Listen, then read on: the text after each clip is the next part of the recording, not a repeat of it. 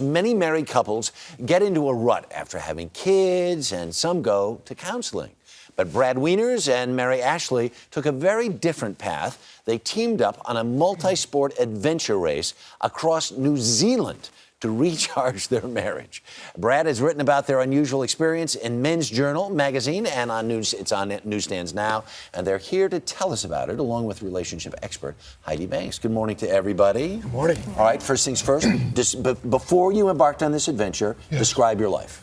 Well, we spent a decade together before we had kids. And kids basically never even came up. Right. So when we had kids, just utterly devastating to our lifestyle. And then we like the refreshing honesty. Thank you very much. And the second one came a bit ahead of schedule Right. as well. Okay. And we moved to the burbs. So all of a sudden our lives are just turned upside down, and we're people we didn't even recognize. Didn't recognize anymore. So you're in this. How would you describe your life? Well, I was alone in a new town with a 13-month-old and another baby on the way. Not happy. Well, not unhappy. Not blissful. Perhaps. That's a nice way of putting it. All right. Whose idea was it then to say, all right, we're going to turn this basket completely upside down and do this really crazy thing?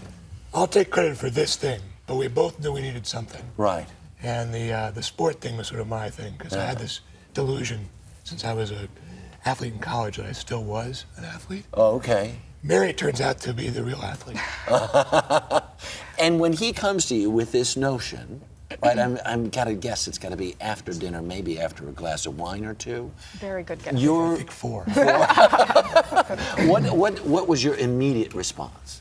I laughed. You laughed. I just laughed at Right. ridiculous. And then I asked him to be specific. What is the race? What do we have to do? And he didn't really have the answer. So I looked online and I said, this race I have to run 21 miles over a mountain. Yeah.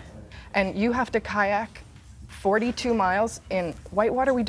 And we had to ride road bikes. We didn't have road bikes. We didn't have kayaks. Right. I wasn't a runner. Yeah. What was he thinking? This is the thing, though. We had to learn new sports. We had to go distances we'd never done before. Right. It was a hard enough challenge and a big enough reward in Right. New Zealand Yeah. that we'd spend the 6 months getting there. Did this thing, as you embarked on this, and as your abilities to do these various things started to increase, did it really change your life? Did you say, my life is richer now as a result of this? Absolutely. Yeah. And it still is. I met my running group, the ladies I run with, and just making time for yourself as a mother with young children, I think, is so important. Time just for you, where you do something that has nothing to do with the kids. And I was lucky that this was always building to this great adventure we were going to have. So then if you go to do this thing, was it as fulfilling and as amazing as you anticipate? It was. I got lucky because I played a hunch with this race. And the Kiwis, the New Zealanders, incredibly supportive bunch. Yeah. And so as amateurs, we were welcomed and helped along. Yeah. Mary got brought through streams up to her thighs with people helping her. People would just link arms with you. If you looked nervous, they'd go, come with me. Come with and they'd me. join your arms. And So then it wasn't only just the act of getting ready for it, the act itself then ends up its own spectacular reward. it was. And New Zealand's so beautiful. The And what a Kiwis are way great, to see right? the country. Yeah, it must have been amazing. It was Seriously fantastic. jealous. Now, is any of this applicable to anybody else out there who's saying, I can't bike, I can't do this, Well, I can't even exactly. dream that kind of dream? Remember the thing they said? They didn't sit and go, we can't. They had an intention. Most of us focused on the method of how we're going to get something done. Right. They didn't even deal with that. It wasn't how we're going to get babysitters. We can, if your intention's strong enough to have a strong relationship, is what you said you wanted, they did a preemptive strike. Everybody can do a preemptive strike in their relationship.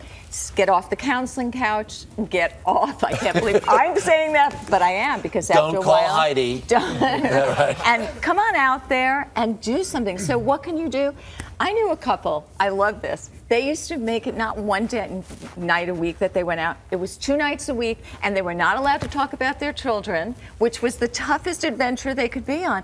And they pretended they didn't have any, Harry. They would go out and go, we're single, we're together. They weren't married. I mean, Another couple, they woke up, they said, we're going to go to Tanzania and build an orphanage.